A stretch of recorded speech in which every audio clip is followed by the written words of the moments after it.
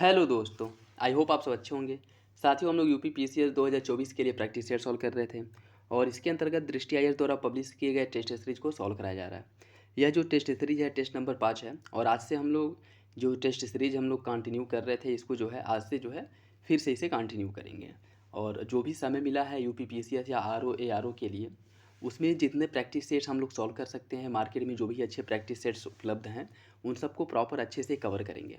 जिससे कि जो भी 3 महीने 4 महीने का समय मिले, जैसा कि देखिए चुनाव के बाद एग्ज़ाम का डेट कभी भी आ सकता है और कभी भी हो सकता है। तो जो भी समय मिला है, एक्स्ट्रा जो टाइम मिल गया है एग्ज़ाम पोस्टपोन होने के कारण, एग्ज़ाम को रद्द होने के कारण, ठीक है, तो उसमें हम लोग प्रॉपर अच्छे से जो भी टेस्ट सीरीज हैं मार्केट में उन्हें अच्छे से कवर करेंगे जिससे कि हम एग्ज़ाम में अच्छा परफॉर्म कर पाएँ। और आज से ये दृष्टि आईएएस द्वारा पब्लिश किए गए जो टेस्ट से उसे सॉल्व कराया जा रहा है। इसके बाद जो है जो भी मार्केट में अच्छे प्रैक्टिस से टेस्ट सीरीज उपलब्ध हैं उन सबको प्रॉपर अच्छे से कवर किया जाएगा जिससे कि हमारा जो बेसिक है और जो कॉन्सेप्चुअल पॉइंट्स है या फिर से जहाँ से क्वेश्चंस बार बार बनते हैं उन सबको प्रॉपर अच्छे से कवर कर पाएँ। बाकी आप लोग मेरे साथ बने रहिए। जो भी प्रैक्टिस सेट्स हैं, चाहे देखिए आर्थिकी आ गया है उसे भी प्रॉपर अच्छे से कवर किया जाएगा। उसके साथ साथ करंट अफेयर के सेक्शन भी अच्छे से कवर किए जाएंगे, ठीक है। तो आप लोग बस मेरे साथ बने रहिए और एग्ज़ाम के पॉइंट ऑफ व्यू से जो भी महत्वपूर्ण जो भी इंपॉर्टेंट कंटेंट होंगे वो सब आपको प्रोवाइड कराया जाएगा। इसके साथ साथ टेलीग्राम चैनल को भी ज्वाइन कर लीजिए जहाँ पे आप लोगों को इससे टेस्ट सीरीज से रिलेटेड जो भी नोटिफिकेशन है वहाँ पे जो है पोस्ट किए जाते हैं। उसके साथ साथ इसका पीडीएफ भी आप लोगों को वहीं पे प्रोवाइड करा दिया जाएगा जिससे कि आप लोग और प्रैक्टिस कर पाएँ। और क्वेश्चन पेपर आप लोग सॉल्व करिए और देखिए कितने क्वेश्चंस आप लोगों के सही हो रहे हैं। जिस क्वेश्चंस में डाउट हो उसे क्लियर ज़रूर कर लिया करें और कमेंट बॉक्स में कमेंट करके पूछ सकते हैं और अपना स्कोर ज़रूर बता दिया करें कि कितने क्वेश्चंस आप लोगों के सही हो रहे हैं। पहले आप लोग अगर क्वेश्चन पेपर सॉल्व करते हैं तो इससे एक यह आइडिया लगता है कि आप लोगों का कौन सा सेक्शन जो है स्ट्रॉन्ग है, कौन सा सेक्शन वीक है, जिस पर और ध्यान देने की ज़रूरत है। तो कोशिश करिएगा मेरे आंसर बताने से पहले आप लोग स्वयं आंसर बताइए और देखिए कि आप लोगों के कितने क्वेश्चन सही हो रहे हैं। और यह टेस्ट नंबर 5 है और इसके साथ इसके 12 या 15 टेस्ट सीरीज आ चुके थे तो उन सबको सॉल्व कराया जाएगा। उसके बाद जो आपके DIS के टेस्ट सीरीज हैं, GS वर्ल्ड के, PCS मंत्रा, जो भी अच्छे आपके मटेरियल हैं उन सबको प्रोवाइड कराया जाएगा। बशर्ते आप लोग बस पूरी ईमानदारी के साथ अपनी तैयारी जो है जारी रखिए क्योंकि ये जो भी समय मिला है ये समय कब निकल जाएगा पता नहीं चलेगा और कंपटीशन किस लेवल का है आप लोगों को बहुत अच्छे से पता है। और एग्ज़ाम में जो क्वेश्चंस पूछने का पैटर्न है वो भी आप लोग आर ओ एग्ज़ाम देने के बाद देख चुके हैं, ठीक है। तो यही है कि जो भी समय मिला है उसमें आप लोग अपना पूरा एफर्ट लगाइए जिससे कि आप लोग 2024 जाते जाते आप लोग गवर्नमेंट जॉब में जो चाहते हैं वो आप लोगों को हासिल हो। तो चलिए, इतना बाकी आप लोग समझदार हैं। चलिए क्वेश्चन पेपर की शुरुआत करते हैं। क्वेश्चन नंबर फर्स्ट देखिए, निम्नलिखित कथनों में से कौन सा कथन सही है? बाजार की मांग और आपूर्ति व्यष्टि अर्थव्यवस्था का एक घटक है। समष्टि अर्थव्यवस्था राष्ट्रीय आय से संबंधित जानकारी प्रदान करता है। इसमें आपको बताना है कौन सा विकल्प सही है। इसका जो सही आंसर है वो हो जाएगा ऑप्शन सी। दोनों विकल्प जो है वो सही है। देखिए इसमें व्यष्टि अर्थव्यवस्था और समष्टि अर्थव्यवस्था, यहाँ पे समझने की ये ज़रूरत है कि ये दोनों है क्या। एक है माइक्रो इकोनॉमी और एक है मैक्रो इकोनॉमी। माइक्रो इकोनॉमी के अंतर्गत हम लोग क्या करते हैं, एक घर हो गया, एक व्यक्ति, एक परिवार के स्तर पे हम क्या उपभोग करते हैं, कितनी बचत करते हैं, हमारी जो है व्यय कितना है, इन सब का हम अनुमान लगाते हैं, ठीक है, उन सब की गणना करते हैं। जबकि जो मैक्रो इकोनॉमी है उसके अंतर्गत हम लोग एक राष्ट्र के स्तर पर सरकार की जो नीतियां हैं, सरकार की जो बचत है, उनका जो व्यय है, जो उपभोग है, उस स्तर पे सरकार द्वारा क्या किया जा रहा है उसका हम लोग अध्ययन करते हैं, ठीक है। तो दोनों विकल्प जो है वो सही हो जाएंगे। इसके बारे में अगर हम और कुछ देखें तो व्यष्टि अर्थव्यवस्था लोगों द्वारा चुने गए विकल्प, उनकी पसंद, उनको प्रभावित करने वाले कारकों और उनके फैसलों, मूल्य, आपूर्ति, मांग, वस्तु बाजार पर पड़ने वाले जो प्रभाव हैं उनका अध्ययन किया जाता है। जबकि जो समष्टि अर्थव्यवस्था है या कुल उत्पादन, कुल उपभोग, इन सब के मूल्यों की जानकारी जो है इसमें दिया जाता है, ठीक है। तो इससे रिलेटेड दोनों विकल्प आपके सही हो जाएंगे। क्या हो जाएगा? ऑप्शन सी हो जाएगा, ठीक है। याद रखिएगा समष्टि अर्थव्यवस्था और व्यष्टि अर्थव्यवस्था, ठीक है। नेक्स्ट देखिए, कैलिफोर्निया स्थित सिलिकॉन वैली अर्थव्यवस्था के निम्नलिखित में से किस क्षेत्रक का उदाहरण है? द्वितीय, तृतीय, पंचम या फिर चतुर्थ? इसका जो सही आंसर है वो हो जाएगा ऑप्शन डी, चतुर्थ क्षेत्रक का एक उदाहरण है, ठीक है। और इसके अंतर्गत अगर हम बात करें तो इसके अंतर्गत शिक्षा, प्रशिक्षण, प्रौद्योगिकी का विकास हो गया, अनुसंधान विकास, ये सभी उद्यमियों की बेहतर विनिर्माण प्रक्रियाओं का आविष्कार करने, अर्थव्यवस्था को प्रदान की जाने वाली जो सेवाएं हैं उसकी गुणवत्ता में जो सुधार हो रहे हैं, या फिर से अन्य जो नई प्रौद्योगिकियां निकल के आ रहे हैं जिनका उपयोग हम कर रहे हैं, इन सब जो है सुधारों को, या सब कह सकते हैं कि इन सब क्रियाओं को जो है इसके अंतर्गत समाहित किया जाता है। ठीक है, तो सही आंसर क्या हो जाएगा? ऑप्शन डी हो जाएगा, चतुर्थ क्षेत्रक। निम्नलिखित में से कौन सा कारक आय का घटक नहीं है? निर्यात, श्रमिक, पूंजी या फिर उद्यम। इसका सही आंसर हो जाएगा ऑप्शन ए, निर्यात। यह जो है आय का घटक नहीं है, जबकि श्रमिक, पूंजी, उद्यम यह तीनों जो है निर्यात के घटक हैं।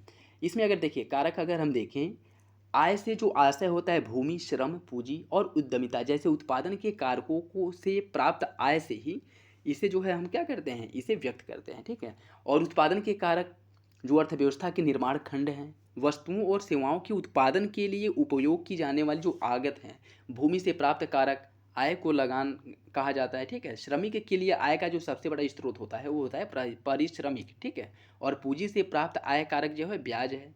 उद्यम का जो कारक है ये होता है आय अर्थात लाभ। ठीक है, तो इसका सही आंसर क्या हो जाएगा? इसका सही आंसर हो जाएगा ऑप्शन ए। मूल्यह्रास को समायोजित करने के पश्चात एक देश के निवासियों द्वारा उत्पादित तैयार वस्तुओं और सेवाओं के मौद्रिक मूल्य को क्या कहा जाता है? इसका जो सही आंसर है वो हो जाएगा ऑप्शन बी, उसे निवल राष्ट्रीय उत्पाद कहा जाता है। ठीक है, निवल राष्ट्रीय उत्पाद कहा जाता है। निवल राष्ट्रीय उत्पाद या इसे हम एनएनपी भी कहते हैं, एनएनपी भी कहते हैं। ठीक है, नेट नेशनल प्रोडक्शन। ठीक है, निवल राष्ट्रीय उत्पाद या नेट नेशनल प्रोडक्ट कहा जाता है। ठीक, देखिए जिसे इंग्लिश और हिंदी दोनों वाला आप देख सकते हैं। ठीक है, तो कोशिश करिएगा कि जो क्वेश्चन समझ में ना आए उसका जो आप इंग्लिश वाला सेक्शन है उसे देख सकते हैं। ठीक है, इसका जो सही आंसर है वो हो जाएगा ऑप्शन बी, ऑप्शन बी हो जाएगा। देखिए निवल राष्ट्रीय उत्पाद की अगर हम बात करें, यह मूल्य ह्रास को समायोजित करने के पश्चात एक देश के निवासियों द्वारा उत्पादित तैयार वस्तुओं और सेवाओं के मौद्रिक मूल्य को जो है संदर्भित करता है। ऑप्शन भी सही हो जाएगा। नाबार्ड की स्थापना किसकी सिफारिश पर की गई थी? पी के महांती समिति, बी शिवरामन समिति, जी के पिल्लई समिति या फिर नरसिम्हन समिति। इसका जो सही आंसर है वो हो जाएगा ऑप्शन बी, शिवरामन समिति की सुझाव पर जो है नाबार्ड की स्थापना की गई थी। ठीक है, और कब किया गया था? 1982 ईस्वी में नाबार्ड की स्थापना की गई थी। सही आंसर क्या हो जाएगा? ऑप्शन बी हो जाएगा। निम्नलिखित में से कौन सकल राष्ट्रीय खुशहाली के स्तंभ हैं?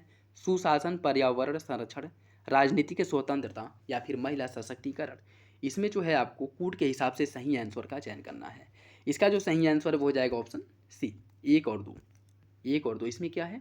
देखिए एक और दो, सुशासन और पर्यावरण संरक्षण, यह दोनों जो है राष्ट्रीय खुशहाली के स्तंभ होते हैं। ठीक है, इसमें देखिए GNH या फिर से राष्ट्रीय खुशहाली जो स्तंभ है इसके 4 स्तंभ है, और कौन कौन से हैं? सुशासन है, पर्यावरण है, संस्कृति का संरक्षण और संवर्धन है, उसके साथ साथ जो है सतत समतामूलक सामाजिक आर्थिक विकास है। इन 4 स्तंभों के आधार पर जो है राष्ट्रीय खुशहाली की गणना जो है वो की जाती है। ठीक है, तो याद रखिएगा इसके 4 स्तंभ हैं, और कौन कौन से हैं? खुशहाली है अर्थात सुशासन, पर्यावरण संरक्षण है, संस्कृति का संरक्षण संवर्धन है, सतत समतामूलक सामाजिक आर्थिक विकास है। सही आंसर हो जाएगा आपका ऑप्शन 1 और 2। निम्नलिखित कथनों में से कौन सा पंचवर्षीय योजनाओं FYP 5 ईयर प्लान के संबंध में सही है? 8वीं पंचवर्षीय योजना के दौरान भारत विश्व व्यापार संगठन का सदस्य बन गया था। 11वीं पंचवर्षीय योजना का मुख्य विषय तीव्र गति से और अधिक समावेशी विकास था। इसका जो सही आंसर है वो क्या होगा? इसका जो सही आंसर है वो हो जाएगा ऑप्शन बी, दोनों विकल्प आपके सही हैं। 8वीं पंचवर्षीय योजना के दौरान भारत विश्व व्यापार संगठन का सदस्य बन गया था, WTO का। ठीक, और 11वीं पंचवर्षीय योजना का जो मुख्य विषय था तीव्र गति से और अधिक समावेशी सस्टेनेबल डेवलपमेंट था। ठीक है, इसका सही आंसर हो जाएगा ऑप्शन बी, दोनों विकल्प आपके सही हो जाएंगे। और इसमें अगर हम देखें 8वीं पंचवर्षीय योजना जो जिसका कार्यकाल जो है या कह सकते हैं जिसका टाइम ड्यूरेशन जो है 1992 से 1997 था, 1992 से 1997 था। ठीक, और 11वीं पंचवर्षीय योजना का जो टाइम ड्यूरेशन था 2012 से 2017 था। ठीक, 2017 था, और दोनों विकल्प जो है सही है, ऑप्शन भी सही हो जाएगा। मानव विकास सूचकांक जारी किया जाता है संयुक्त राष्ट्र विकास कार्यक्रम द्वारा, विश्व बैंक द्वारा, अंतर्राष्ट्रीय मुद्रा कोष द्वारा या फिर विश्व आर्थिक मंच द्वारा। इसका जो सही आंसर है वो हो जाएगा ऑप्शन ए, विश्व संयुक्त राष्ट्र विकास कार्यक्रम द्वारा मानव विकास सूचकांक जो रिपोर्ट है यह प्रकाशित की जाती है। ठीक है, और इसके बारे में अगर हम देखें तो मानव विकास से जो रिपोर्ट का प्रकाशन किया गया था, या कह सकते हैं कि ये एक यह भी सूचकांक इंडिकेशन होना चाहिए। इसकी जो शुरुआत है या इसका जो प्रारंभ है, यह पाकिस्तान के प्रोफेसर महबूब उल हक और भारत के प्रोफेसर अमर्त्य सेन द्वारा 1990 में मानव विकास से सूचकांक या फिर से HDI इंडेक्स जारी करने की अवधारणा को पेश किया गया था। ये भी याद रखिएगा, इंपॉर्टेंट है, ठीक है। दो जो अर्थशास्त्री थे, एक पाकिस्तान के थे, एक भारत के थे, जिसमें पाकिस्तान के महबूब उल हक थे और भारत के प्रोफेसर अमर्त्य सेन थे। इन्हीं लोगों के द्वारा जो है HDI इंडेक्स जारी करने की अवधारणा को व्यक्त किया गया था। और इसका जो प्रकाशन किया जाता है UNDP संयुक्त राष्ट्र विकास कार्यक्रम द्वारा इसका प्रकाशन किया जाता है। और यह रिपोर्ट जो पहली बार प्रकाशित हुई थी वह 1993 में यह प्रकाशित हुई थी, पहली रिपोर्ट, ठीक है। और तभी से लेकर के अब तक जो है हर वर्ष जो है कंटिन्यू इस रिपोर्ट का प्रकाशन किया जाता है, ठीक है। इसका जो सही आंसर है वो हो जाएगा ऑप्शन ए। निम्नलिखित संकेतकों में से कौन सा बहुआयामी गरीबी का आकलन करता है? क्रय शक्ति, बाल मृत्यु दर, वाहन का स्वामित्व या फिर स्वच्छता। इसका जो सही आंसर है वो हो जाएगा आपका ऑप्शन बी। इसके अंतर्गत बाल मृत्यु दर और स्वच्छता, इन दोनों संकेतकों को इसमें व्यक्त किया जाता है। देखिए UNDP का मानव विकास रिपोर्ट कार्यक्रम जो है यह बहुआयामी गरीबी सूचकांक प्रकाशित करता है और यह 3 आयामों 10 संकेतकों पर आधारित है। और इसमें अगर हम बात करें तो बाल मृत्यु दर, पोषण, शिक्षा, स्कूली शिक्षा की वर्ष नामांकन, जीवन स्तर, जल स्वच्छता, विद्युत, खाना पकाने के लिए जो ईंधन हम उपयोग कर रहे हैं वो क्या है, ठीक है। घर के फर्श तल की स्थिति क्या है, मतलब झोपड़ी है या फिर से हम जो रह रहे हैं वो पक्के ईंट के घर में रह रहे हैं, ठीक। परिसंपत्तियों के आधार पर जो है इन सब के अभाव पर जो समाज में जो आपका ऊंच नीच का भेदभाव है, या फिर से कह सकते हैं जो बहुत व्यापक स्तर पर, जैसे अभी कुछ दिन पहले एक रिपोर्ट आया था जिसमें ये बताया गया था कि भारत की 11% जनसंख्या के पास जो है भारत के 80% लोगों की संपत्ति जो है वो क्या है, संदर्भित है, मतलब कह सकते हैं कि पूरी संपत्ति जो है उन्हीं लोगों के पास है। तो इन सब के आधार पर जो है, जिसमें आपका बाल मृत्यु दर हो गया, स्वच्छता हो गया, ठीक है।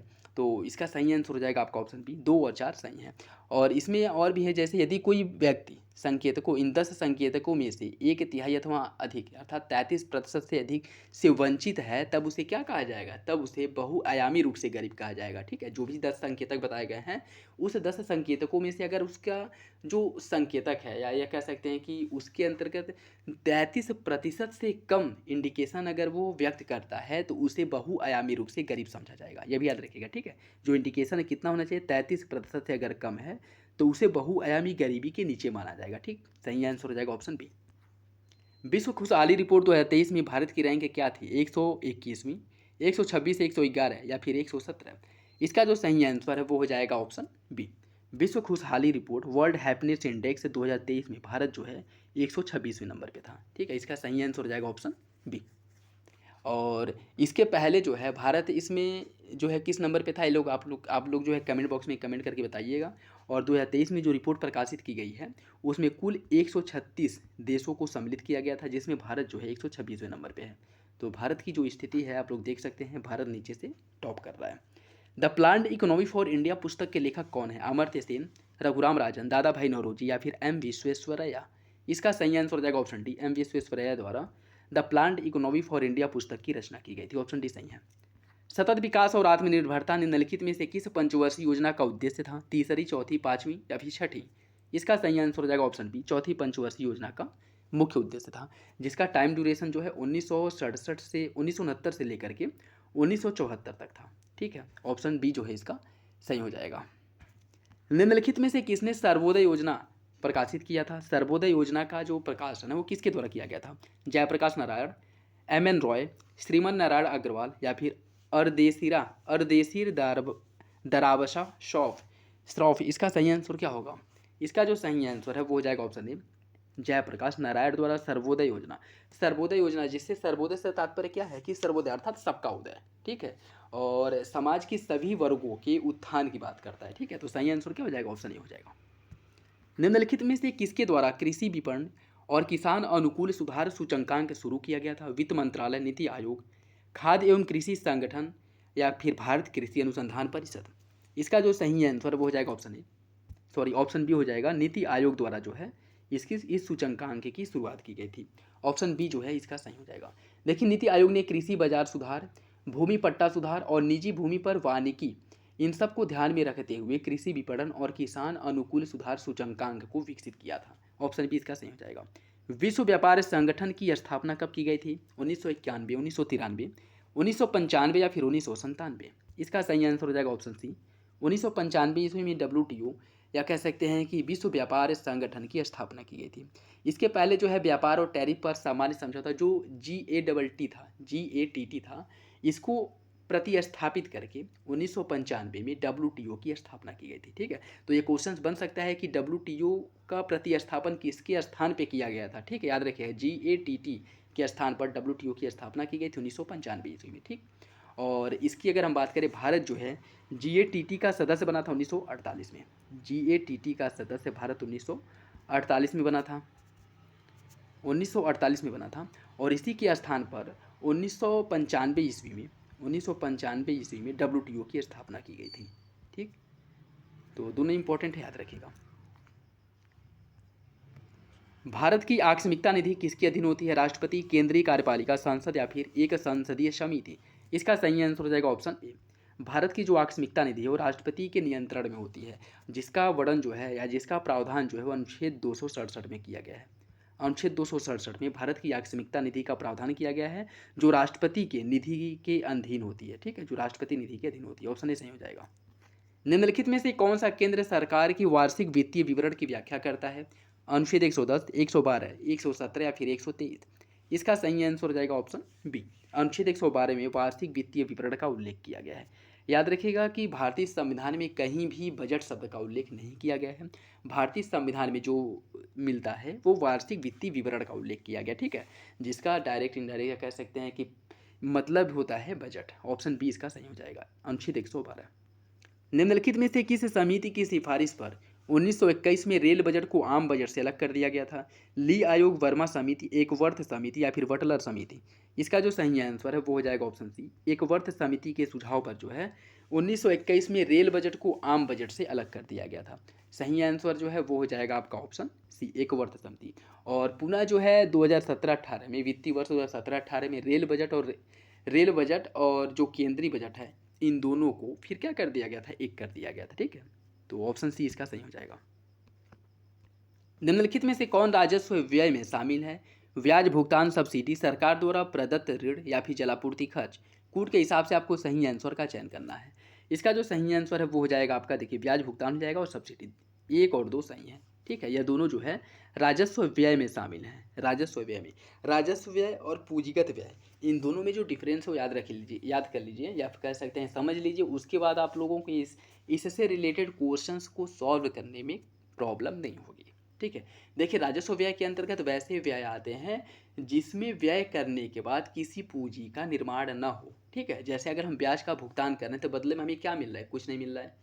ठीक, उसके साथ साथ अगर हम किसी, चाहे वो खाद्य सब्सिडी हो, कृषि पे सब्सिडी हो, या फिर जो भी सब्सिडी दी जाती है, प्रोवाइड कराया जाता है, अगर सब्सिडी दिया जा रहा है तो बदले में हमें क्या मिल रहा है? सरकार कुछ जनरेट कर रही है, सरकार द्वारा कुछ जनरेट नहीं किया जा रहा है, या लोगों की जीवन स्तर बेहतर हो, इसलिए जो है ये सारे प्रावधान किए जाते हैं, चाहे वो सब्सिडी हो या फिर से ब्याज का भुगतान हो। तो इन दोनों से जनरेट कुछ नहीं हो रहा है। लेकिन अगर मान लीजिए कोई स्कूल बनाया जा रहा है, कोई विद्यालय बनाया जा रहा है, ठीक है, या फिर से किसी ब्रिज का, सड़क का निर्माण किया जा रहा है, बड़े बड़े या हॉस्पिटल बनाए जा रहे हैं, तो यह सब निर्माण करने के बाद ये क्या हो रहा है? पूंजी जनरेट हो रहा है। ठीक है, मतलब एक बार इस पर जो है व्यय करने के बाद उससे जो है पैसे जो है, या कह सकते हैं कि राजस्व जो है सरकार के पास आता रहेगा। तो ये क्या है? ये सब पूंजी व्यय के अंतर्गत आते हैं, जबकि राजस्व व्यय के अंतर्गत वे आते हैं जिन पे व्यय करने के बाद सरकार को बदले में कुछ प्राप्त न हो, या कह सकते हैं कि सरकार को कोई प्रॉफिट न हो, वो जो है राजस्व व्यय के अंतर्गत आते हैं। ठीक है, तो सही आंसर हो जाएगा आपका 1 और 2, ये दोनों सही हो जाएंगे। ठीक है, नेक्स्ट देखिए, निम्नलिखित में से कौन सा पहला देश था जिसने औपचारिक रूप से जेंडर बजटिंग को अपनी बजट प्रक्रिया में शामिल किया था? डेनमार्क, आयरलैंड, फिनलैंड या फिर ऑस्ट्रेलिया? इसका सही आंसर हो जाएगा ऑप्शन डी। सबसे पहले जो है जेंडर बजटिंग व्यवस्था को ऑस्ट्रेलिया द्वारा शुरू किया गया था। और भारत द्वारा जेंडर बजटिंग को कब अपनाया गया था? भारत द्वारा बजट 2005-6 से जेंडर बजटिंग की प्रक्रिया को अपनाया गया था। ठीक है, सबसे पहले ऑस्ट्रेलिया ने अपनाया था और भारत द्वारा 2005-6 में अपनाया गया था। लाफर वक्र एक आलेखी निरूपण है किसका? मुद्रास्फीति और गरीबी का। कर राजस्व और कर दर का, असमानता और गरीबी का, या फिर आय और कर का। इसका सही आंसर क्या होगा? इसका जो सही आंसर है वो हो जाएगा आपका ऑप्शन बी, कर राजस्व और कर की दर का।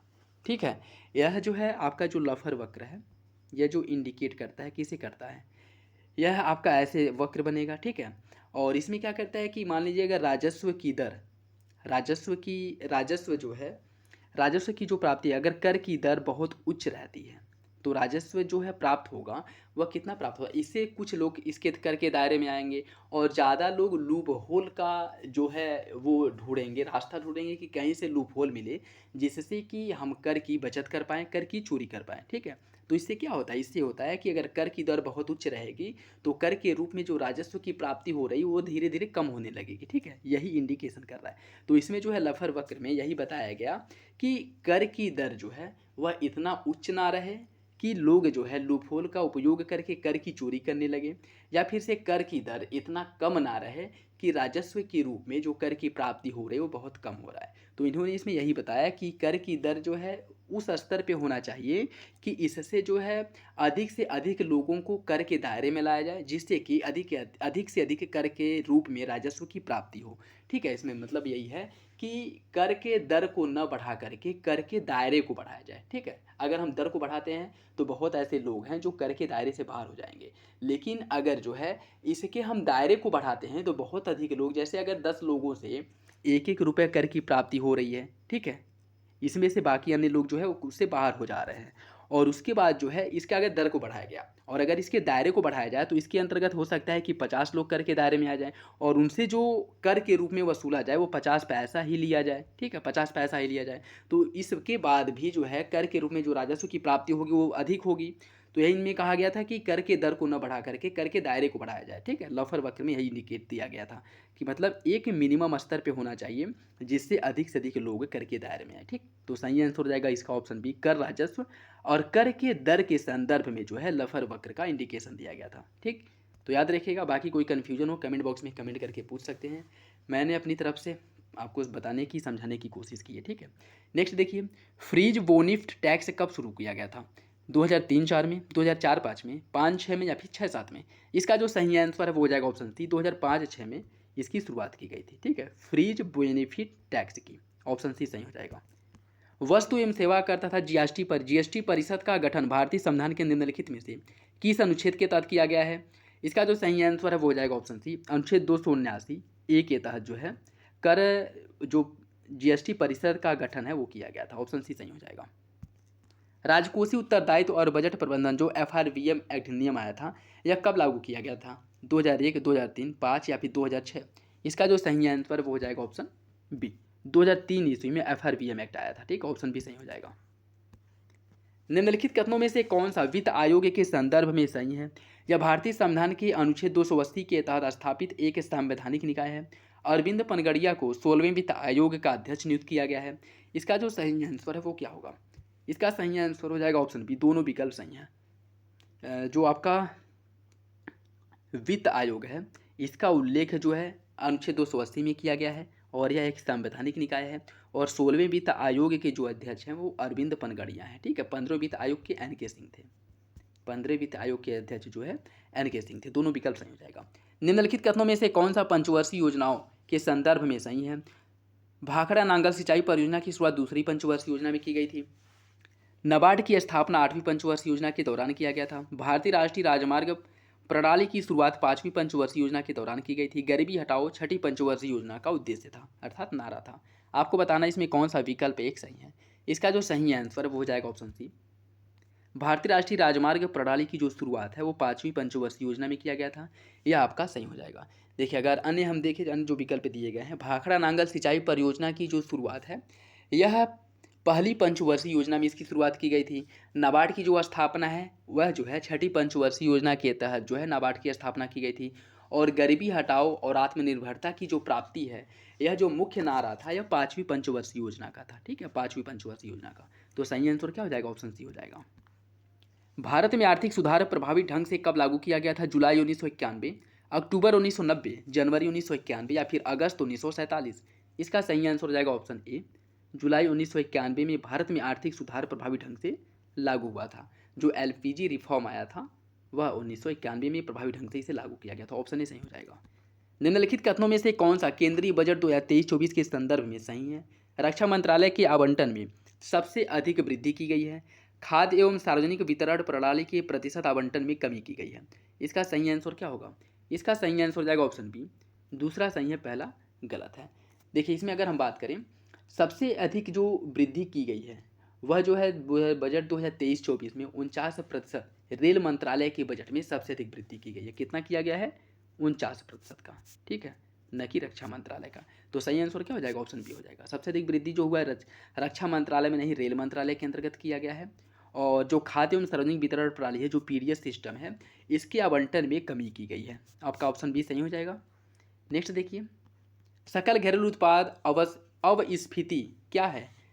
नॉमिनल जीडीपी और वास्तविक जीडीपी का अनुपात, नॉमिनल जीएनपी और वास्तविक जीएनपी का अनुपात, वास्तविक जीडीपी और नॉमिनल जीडीपी का अनुपात, या फिर वास्तविक जीएनपी और नॉमिनल जीएनपी का अनुपात। इसका सही आंसर क्या होगा? इसका जो सही आंसर है वो हो जाएगा ऑप्शन ए। सकल घरेलू उत्पाद या अवस्फीति जो है यह नॉमिनल जीडीपी और वास्तविक जीडीपी का अनुपात है, ठीक है, ऑप्शन ए सही हो जाएगा। रोलिंग प्लान प्रारंभ किया गया था कब? रोलिंग प्लान की जो प्रारंभ इसे जो किया गया था यह 1978 ईस्वी में रोलिंग प्लान की शुरुआत की गई थी। ऑप्शन बी सही हो जाएगा, ठीक है। यह रोलिंग प्लान उसे कहा जाता है जिस समय जो पंचवर्षीय योजनाएं चल रही थी उस योजनाओं का जो टाइम ड्यूरेशन है, कह सकते हैं कि उस योजनाओं को बंद कर दिया जाता है और उस समय जो है 1 वर्ष या 2 वर्ष के लिए कोई योजना या कोई स्कीम लेके आई जाती है और मुख्यतः 1-2 वर्ष के लिए, जिसे रूलिंग प्लान के नाम से जाना जाता है, ठीक है। रूलिंग प्लान जिसमें जो है कोई भी योजना प्रभावशाली नहीं होती है और वार्षिक मूल्यांकन इसका किया जाता है और इस मूल्यांकन के आधार पर आगामी वर्ष के लिए एक नई योजना बनाई जाती है, ठीक है, उसे रोलिंग प्लान कहते हैं। और रोलिंग प्लान की अगर हम बात करें तो यह 1978 में शुरू हुआ और 1980 तक, अर्थात 2 वर्षों तक रोलिंग प्लान जो है लागू था, ठीक है, 1978 से 1980 तक। ऑप्शन भी सही हो जाएगा। वाणिज्यिक बैंक किसके द्वारा विनियमित किया जाता है? वाणिज्यिक बैंक का जो विनियमन है वह बैंकिंग विनियमन अधिनियम 1949 के तहत जो है इसका विनियमन होता है। ऑप्शन भी सही हो जाएगा। भारतीय रिजर्व बैंक ने लीड बैंक योजना की शुरुआत किस वर्ष की थी? इसका जो सही आंसर है वो हो जाएगा ऑप्शन ए, 1979। 1969 जो है 1969 में लीड बैंक योजना की शुरुआत की गई थी। लीड बैंक योजना होता क्या है? मान लीजिए जो जिले हैं, जिस बैंक में जिस जिले की शाखा सबसे अधिक होती है, ठीक है, मान लीजिए कोई जिला है उसमें SBI और आपका PNB है और भी कुछ बैंक हैं, तो उस जिले में RBI द्वारा ये निर्देशित किया जाएगा कि इस जिले में जिस बैंक की शाखा सबसे अधिक है वह इस जिले में लीड बैंक योजना या कह सकते हैं लीड बैंक के रूप में कार्य करेगी, ठीक है, मतलब अग्रणी बैंक जिसे कहा जाता है, अग्रणी बैंक के रूप में कार्य करेगी जिस बैंक के जिस जिले में शाखाएं सबसे अधिक होती हैं, ठीक है, उस जिले में। और इसकी जो शुरुआत है 1969 में की गई थी। ऑप्शन ही सही हो जाएगा। भारतीय रिजर्व बैंक के S4A पहल का उद्देश्य क्या था? भुगतान संतुलन बनाए रखना, स्वर्ण भंडार को बनाए रखना, दबावग्रस्त अस्थियों का निपटान, या फिर SCRR और SLR को बनाए रखना। इसका जो सही आंसर है वो क्या होगा? इसका जो सही आंसर है वो हो जाएगा ऑप्शन सी, दबावग्रस्त अस्थियों या जो परिसंपत्ति है उसका निपटान करना। दबावग्रस्त संपत्ति अर्थात यह मुख्य रूप से किसके बारे में बात कर रहा है? यह NPA के बारे में बात कर रहा है, ठीक है। तो इसका जो सही आंसर है वो क्या हो जाएगा? ऑप्शन सी हो जाएगा, ठीक है। नेक्स्ट देखिए, प्रोजेक्ट सशक्त प्रस्तावित किया गया था मधुकर गुप्ता समिति द्वारा, अशोक दलवाई समिति, गाडगिल समिति, या फिर सुनील मेहता समिति। इसका जो सही आंसर हो जाएगा ऑप्शन डी, सुनील मेहता समिति द्वारा प्रोजेक्ट सशक्त का प्रस्ताव दिया गया था, ठीक है, ऑप्शन डी सही हो जाएगा। भारत में सहकारी बैंक का शीर्ष निकाय कौन है? RBI, नाबार्ड, SBI या उपयुक्त में से कोई नहीं। इसका जो सही आंसर है वो हो जाएगा option B, NABARD. Option B सही है। निम्नलिखित कथनों में से कौन सा मुद्रा आपूर्ति का मूल्यांकन के संबंध में सही है? आरक्षित मुद्रा के अंतर्गत केंद्रीय बैंक द्वारा रखी गई मांग जमा और अन्य तरल अस्थियों के साथ सिक्के व मुद्रा जैसे सभी भौतिक धन शामिल किए जाते हैं। संकुचित मुद्रा के अंतर्गत जनता के पास मौजूद सभी मुद्रा नोट शामिल होते हैं। इसका सही आंसर क्या होगा? इसका जो सही आंसर है वो हो जाएगा ऑप्शन डी। दोनों विकल्प आपके सही हैं, दोनों विकल्प सही, ऑप्शन डी सही हो जाएगा।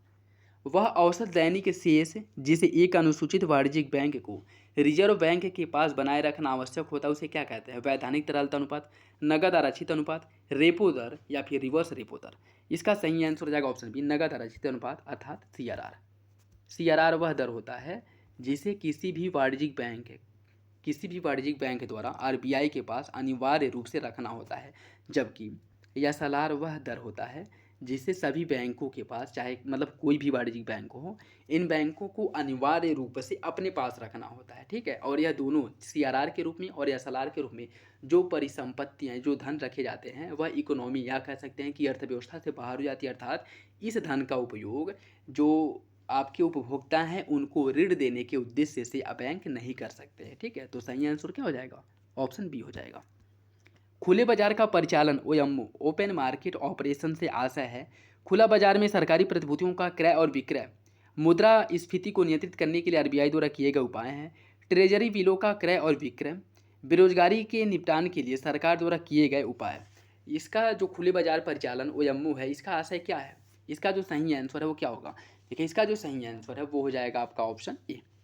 खुले बाजार में सरकारी प्रतिभूतियों का क्रय और विक्रय किया जाता है। ओपन मार्केट ऑपरेशन में जिनके पास अधिशेष धन है वे जो है प्रतिभूतियां खरीदते हैं आरबीआई से। ठीक है, और जिनके पास नहीं है वो नहीं खरीदते। मतलब इसमें जो है एक यह ऑप्शनल होता है कि जिनके पास पैसे अधिशेष के रूप में धन की जो है अधिक है, वह खुले मार्केट ऑपरेशन के तहत जो है प्रतिभूतियां आरबीआई से खरीद सकते हैं। ठीक है, तो यह प्रतिभूतियों के क्रय विक्रय का एक क्या है? एक क्रिया है। ऑप्शन ही सही हो जाएगा। सीमित लागत आधारित ऋण दर जो एमसीएलआर है, निर्धारित करने वाले कारक कौन से हैं? निधि की सीमांत लागत, परिचालन लागत, नगद अर्जित अनुपात सीआरआर में वहन मूल्य से जुड़ी लागत, या फिर टेनर प्रीमियम। इसका सही आंसर क्या होगा? इसका सही आंसर हो जाएगा आपका कूट के हिसाब से सही आंसर का चयन करना है। और सीमित लागत आधारित ऋण दर एमसीएलआर के अंतर्गत जो है, या इसे निर्धारित करने वाले जो कारक हैं, इसके अंतर्गत निधि सीमांत लागत ये भी आएगा, परिचालन लागत भी आएगा, सीआरआर भी आएगा और टेनर प्रीमियम, या चारों जो है आ जाएंगे। ठीक है, तो सही आंसर क्या हो जाएगा? इसका सही आंसर हो जाएगा ऑप्शन सी, चारों विकल्प सही हैं। निम्नलिखित कथनों में से कौन सा मौद्रिक नीति समिति के संदर्भ में सही है? यह नीति हेतु मानक ब्याज दरें तय करता है। इसके सभी सदस्यों की नियुक्ति आरबीआई गवर्नर द्वारा की जाती है। इसका सही आंसर क्या होगा? इसका जो सही आंसर है वो हो जाएगा ऑप्शन ए। पहला सही है, दूसरा गलत है। यह नीति हेतु मानक ब्याज दरें तय करती है, सही है, लेकिन इसके सभी सदस्यों की नियुक्ति आरबीआई के गवर्नर द्वारा की जाती है, यह गलत है। देखिए, इसमें टोटल जो है 6 मेंबर होते हैं, जिसमें से 3 जो है आरबीआई से होते हैं, 3 जो है आरबीआई से होते हैं। ठीक है, और 3 जो होते हैं वह भारत सरकार से होते हैं। ठीक है, भारत सरकार के जो मुख्य रूप से अर्थव्यवस्था के जानकार होते हैं, इकोनॉमी के जानकार होते हैं, उन्हें जो है भारत सरकार द्वारा 3 सदस्यों को नामित किया जाता है। ठीक है, तो टोटल 6 मेंबर होते हैं, जिसमें से 3 जो है आरबीआई से होते हैं और 3 भारत सरकार से। ऑप्शन ए सही हो जाएगा। पहला सही है, दूसरा गलत। भारतीय प्रतिभूति विनिमय बोर्ड सेबी को किस वर्ष वैधानिक दर्जा दिया गया था? 91, 92, 93 या फिर 94? इसका जो सही आंसर है वो हो जाएगा ऑप्शन बी। 1992 ईस्वी में इसे संवैधानिक दर्जा दिया गया था। ऑप्शन बी सही हो जाएगा। रुपए मूल्य वाले बंधपत्र बांड जो भारतीय संस्थाओं द्वारा विदेशी बाजारों से धन जुटाने के लिए जारी किया जाता है, उसे क्या कहते हैं? महाराजा बांड, फॉरेन सॉवरेन बांड, मसाला बांड या फिर सॉवरेन गोल्ड बांड? इसका जो सही आंसर वो हो जाएगा ऑप्शन सी, उसे जो है मसाला बॉन्ड कहा जाता है। ठीक है, ऑप्शन सी सही हो जाएगा। नेक्स्ट देखिए, केवल एक दिन के लिए निधि प्राप्त करने वाले बाजार को क्या कहा जाता है? केवल एक दिन के लिए निधि प्राप्त करने वाले बाजार को क्या कहा जाता है? Secondary market, notice money market, term money या फिर कॉल मनी मार्केट? इसका जो सही आंसर है वो हो जाएगा ऑप्शन डी। इसे जो है कॉल मनी मार्केट कहा जाता है। और इसके अंतर्गत देखिए, कॉल मनी मार्केट जो केवल एक दिन के लिए निधि या धन प्राप्त करने का एक माध्यम है। नोटिस मनी 2 दिन से लेकर के 14 दिन की निधि के लिए जो है धन जो है प्राप्त किया जाता है। मतलब इसकी जो परिपक्वता की अवधि होती है 2 से लेकर के 14 दिन होती है। किसकी? नोटिस मनी की। अर्थात 14 दिन के अंदर जो है जो ऋण हम ले रहे हैं उससे जो है वापस करना होता है। और टर्म मनी या 15 दिन से लेकर के 1 वर्ष तक होता है। और इसे जो है इसके इस टाइम ड्यूरेशन के अंदर जो है जो ऋण हम लिए हैं उसे वापस करना होता है। ठीक है, तो याद रखिएगा, कॉल मनी 1 दिन के लिए ऋण लिया जाता है, नोटिस मनी 2 दिन से लेकर के 14 दिन की परिपक्वता के लिए ऋण लिया जाता है, और जो टर्म मनी है या 15 दिन से लेकर के 1 वर्ष की परिपक्वता के लिए ऋण लिया जाता है। तो सही आंसर इसका हो जाएगा ऑप्शन डी। बाजार का वह प्रकार जिसमें शेयर बाजार में गिरावट का रुख होता है उसे क्या कहते हैं? Bear market, bull market, blue chip stock या फिर उपयुक्त में से कोई नहीं? इसका सही आंसर हो जाएगा option A, bear market. Option A सही हो जाएगा। उद्यम पूंजी को इस प्रकार परिभाषित किया गया है, स्टार्टअप कंपनियों को प्रदान किया गया वित्त, सहायक कंपनियों के लिए मध्यम और दीर्घकालिक धन जुटाने के लिए प्रतिभूतियाँ, नई कंपनी शुरू करने के लिए कम जोखिम वाली पूंजी, वो इसका बताना है कि कौन सा विकल्प जो है सही होगा। उद्यम पूंजी को कौन परिभाषित करता है? इसका सही आंसर हो जाएगा ऑप्शन ए, स्टार्टअप कंपनियों को प्रदान किए गए वित्त से संबंधित है उद्यम पूंजी। ऑप्शन ए सही हो जाएगा। निम्नलिखित समितियों पर विचार कर उन्हें सही ढंग से मतलब कालक्रम के हिसाब से आपको सम्मिलित करना है। अलग समिति का गठन कब किया गया था? अलग समिति का जो गठन किया गया था यह 1979 में किया गया था। 1979 में किया गया था। लकड़ावाला समिति का गठन किया गया था 1993 में। तेंदुलकर समिति का जो गठन किया गया था 2009 में किया गया था, 2009 में। और रंगराजन समिति का जो गठन किया गया था 2012 में किया गया था। तो इसका जो सही आंसर है वो क्या हो जाएगा? इसका सही आंसर हो जाएगा ऑप्शन ए 1 2 3 4, 1 2 3 4। अच्छा, आप लोग कमेंट बॉक्स में ये बताइए कि ये जो समितियां हैं, ये चारों समितियां जो हैं किससे संबंधित है, किस में सुधार के लिए या किस पे जो है अपना सुझाव देने के लिए इन समितियों का गठन किया गया था। ठीक है, गरीबी हटाने के लिए या फिर अर्थव्यवस्था से लिए किससे संबंधित है आपको बताना है। ठीक है, ऑप्शन ए इसका सही हो जाएगा।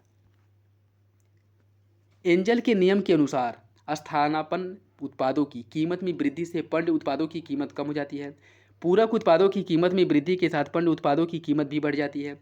आय में वृद्धि के साथ खाद्य पदार्थों की खरीद के लिए आवंटित आय का प्रतिशत कम हो जाता है। आपको बताना है इसमें कौन सा विकल्प सही है। इसका जो सही आंसर है वो हो जाएगा ऑप्शन सी, आय में वृद्धि के साथ खाद्य पदार्थों की खरीद के लिए जो आवंटित आय का प्रतिशत है वो कम हो जाता है। ऑप्शन सी सही हो जाएगा। राष्ट्रीय कॉरियर सेवा की शुरुआत कब की गई थी? राष्ट्रीय कॉरियर सेवा की शुरुआत कब की गई थी? इसका सही आंसर हो जाएगा ऑप्शन डी, श्रम और रोजगार मंत्रालय द्वारा जो है इसकी शुरुआत की गई थी। ऑप्शन डी सही। और कब किया गया था? 2015 में इसकी शुरुआत की गई थी। ऑप्शन डी सही हो जाएगा। गिनी गुणांक क्या मापता है? गिनी गुणांक जो है आय असमानता को मापने के लिए गिनी गुणांक का उपयोग किया जाता है। ऑप्शन सी जो है इसका सही हो जाएगा। नेक्स्ट देखिए, श्रम की सीमांत उत्पादकता शून्य होती है चक्रीय बेरोजगारी में, प्रच्छन्न बेरोजगारी में, संरचनात्मक बेरोजगारी में या फिर घर्षणात्मक बेरोजगारी में। इसका जो सही आंसर हो जाएगा ऑप्शन बी, प्रच्छन्न बेरोजगारी में श्रम की जो सीमित उत्पादकता है वो शून्य हो जाती है। ऑप्शन बी सही हो जाएगा। जब कीमतें 2 अथवा 3 अंकों की दर से बढ़ती हैं तो उसे क्या कहा जाता है?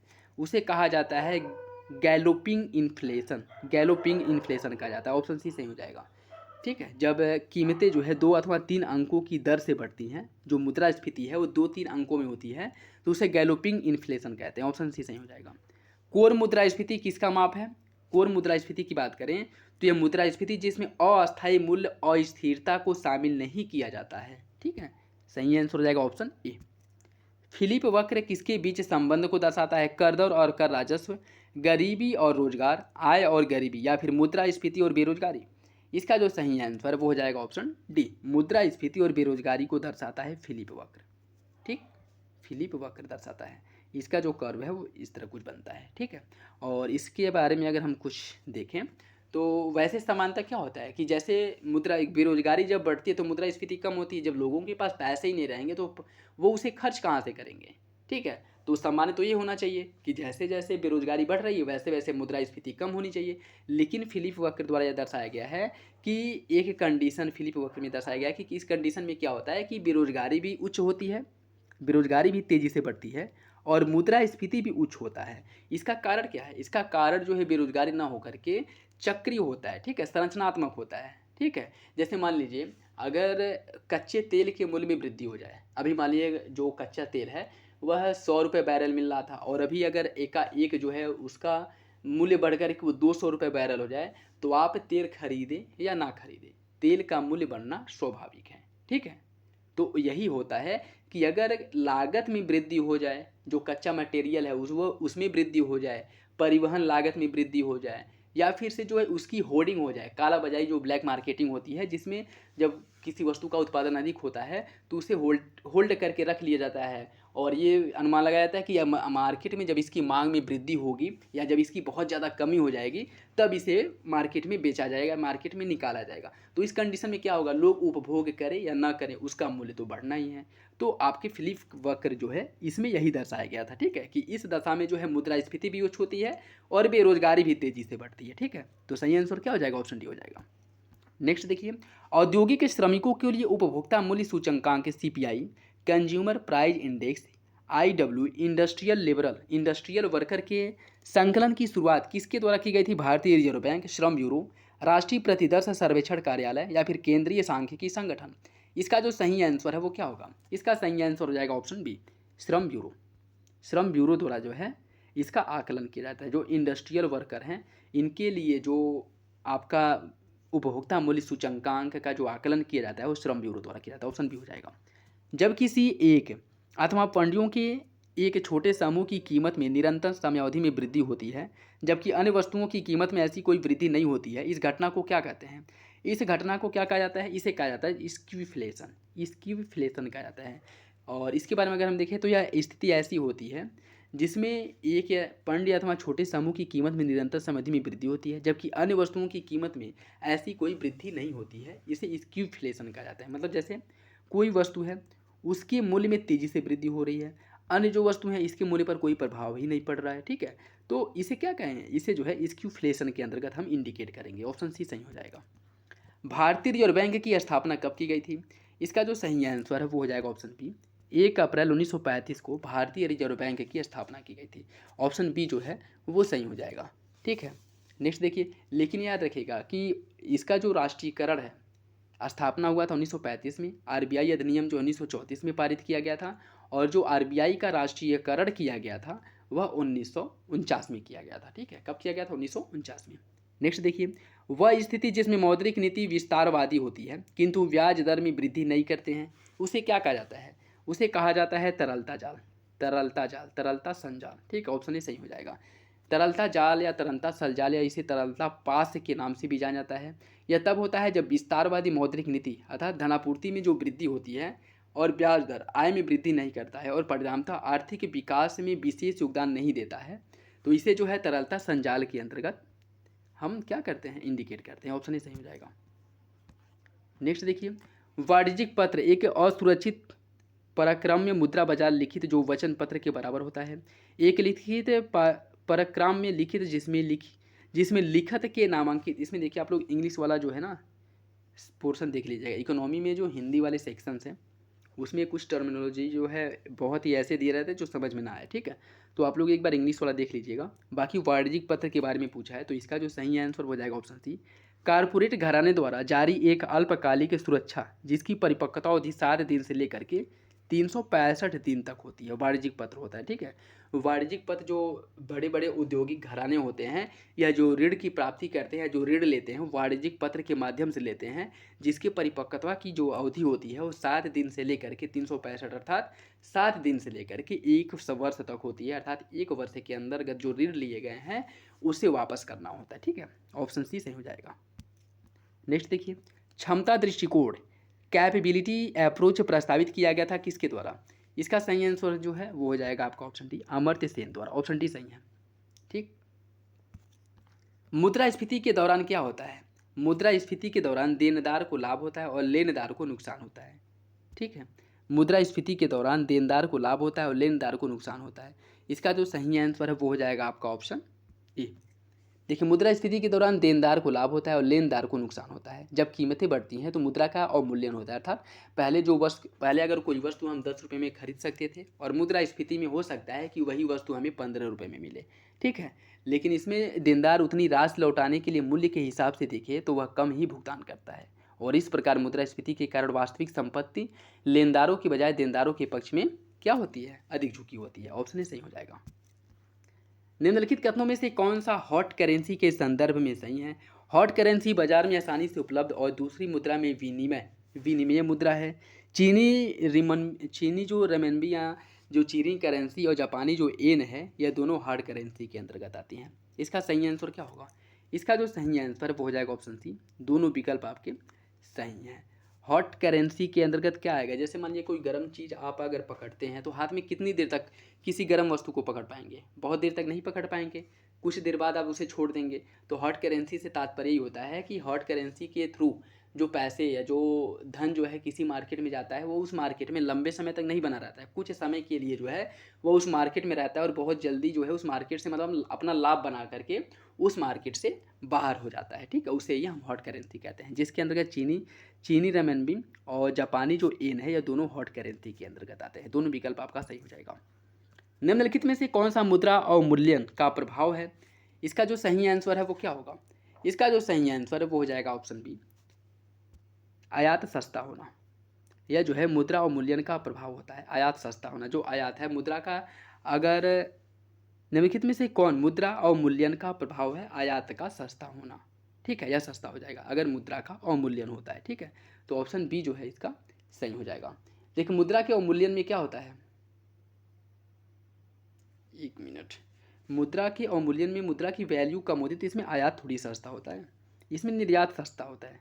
ठीक है, मान लीजिए पहले कोई वस्तु जो है हम खरीदने के लिए, जैसे विदेशी लोग अगर कुछ निर्यात इससे सस्ता क्यों होगा, पहले मान लीजिए कोई विदेशी जो है वो भारत से कोई वस्तु अगर खरीदता था कितने रुपए में, 10 रुपए में खरीदता था, तो हो सकता है कि जब अवमूल्यन के बाद वही वस्तु उसे जो है 12 रुपये में मिलेगा, और 12 रुपये मिलेगा तो पहले मतलब डॉलर के संदर्भ में इसकी वैल्यू को देखा जाता है। ठीक है, जब अगर रुपए में देखेंगे तो आपको लगेगा कि आयात सस्ता होगा, लेकिन पहले मान लीजिए डॉलर जो है वह कितने के बराबर था, 50 रुपये के बराबर था। आज जो है जब मुद्रा का अवमूल्यन हो जाएगा तो आज $1 हो सकता है कि 70 रुपये के बराबर हो जाए। ठीक है, पहले अगर $1 50 रुपये के बराबर था, मुद्रा के अवमूल्यन के बाद वही $1 70 रुपये के बराबर हो जाएगा।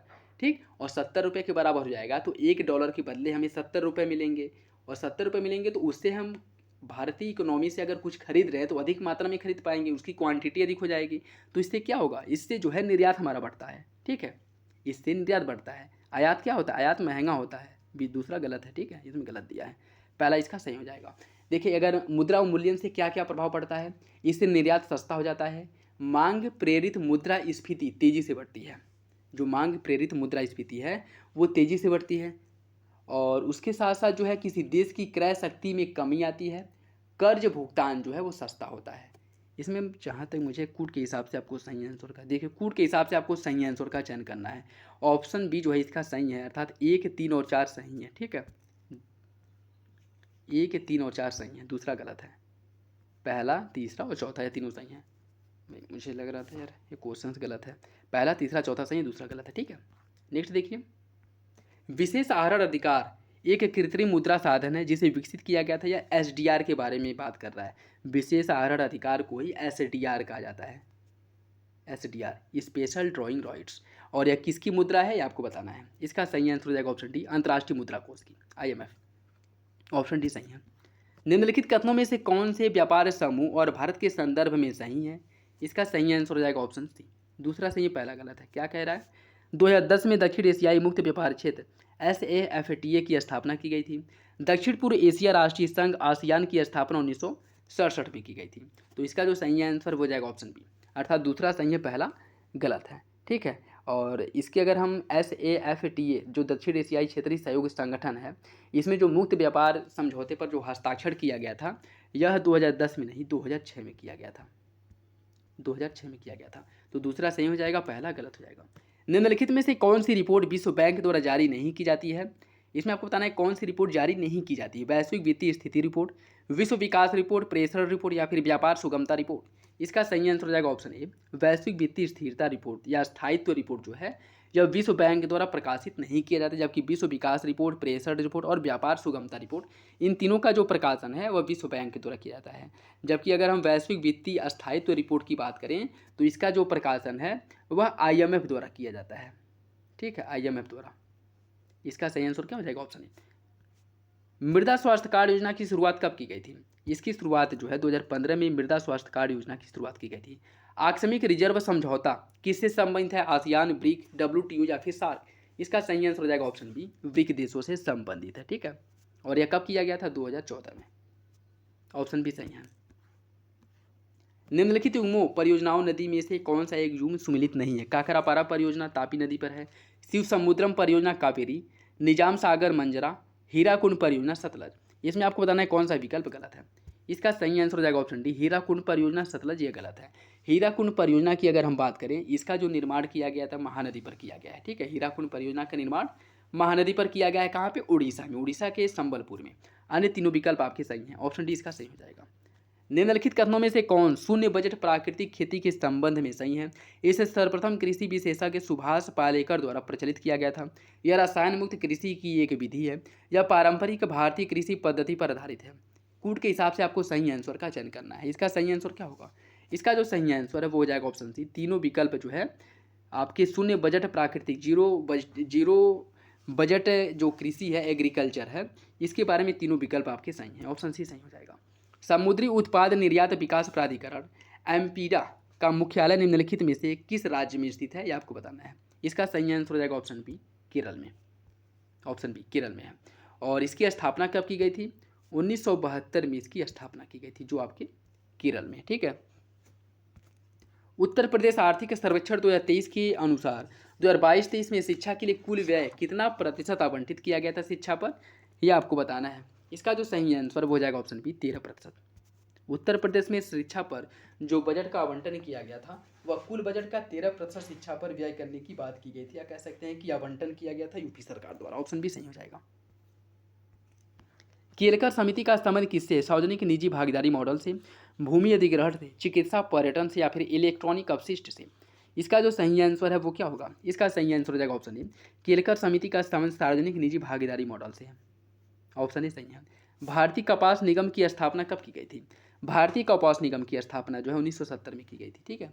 भारतीय कपास निगम की स्थापना 1970 में कंपनी अधिनियम 1956 के तहत किया गया था। और इसका मुख्यालय कहाँ पे है? इसका मुख्यालय नवी मुंबई में है। ठीक है। नवी मुंबई में इसका मुख्यालय है। निम्नलिखित कथनों में से कौन सा स्वामी विवेकानंद युवा सशक्तिकरण योजना के संबंध में सही है? इसका जो सही आंसर है वो हो जाएगा आपका ऑप्शन सी। दोनों विकल्प आपके सही हो जाएंगे। यह उत्तर प्रदेश सरकार की एक प्रमुख पहल है जिसका उद्देश्य राज्य के युवाओं को कौशल विकास और उद्यमिता के अवसर प्रदान करना। उत्तर प्रदेश के बजट 23-24 में इस योजना के लिए 3600 करोड़ रुपए का आवंटन किया गया था। तो दोनों विकल्प क्या हो जाएंगे? दोनों विकल्प आपके सही हो जाएंगे। उत्तर प्रदेश बजट 2023-24 के अनुसार मुख्यमंत्री कन्या सुमंगला योजना के लिए कितनी राशि का आवंटन किया गया था? इसका सही आंसर हो जाएगा ऑप्शन ए। 1050 करोड़ रुपए का आवंटन किया गया था कन्या सुमंगला योजना के लिए। भारत का पूर्ण रूप से जैविक राज्य कौन सा है? इसका जो सही आंसर है वो क्या होगा? देखिए, इसका जो सही आंसर है वो हो जाएगा आपका ऑप्शन है सिक्किम जो है भारत का पूर्ण रूप से जैविक राज्य है। ऑप्शन ए सही है। ऑप्शन ए सही हो जाएगा। वित्त वर्ष 2022 में भारत का निर्यात कितना था? वित्त वर्ष 2022 में भारत का जो निर्यात था 400 बिलियन अमेरिकी डॉलर से अधिक था और उस समय यह बहुत ज़्यादा चर्चा में था। ऑप्शन ए सही हो जाएगा। आर्थिक सर्वेक्षण 2022-23 के अनुसार 2021 में एफडीआई प्राप्तकर्ता में भारत का स्थान कौन सा है? एफडीआई जो फॉरेन डायरेक्ट इन्वेस्टमेंट होता है, इस मामले में भारत की जो रैंकिंग है वो क्या थी? इसका सही आंसर हो जाएगा ऑप्शन सी 7वां। भारत जो है 7वें नंबर पर था। निम्नलिखित में से कौन सा मुख्य उद्योग है? कोयला, उर्वरक, सीमेंट या फिर इस्पात? कोर उद्योग की बात कर रहे हैं। ठीक है।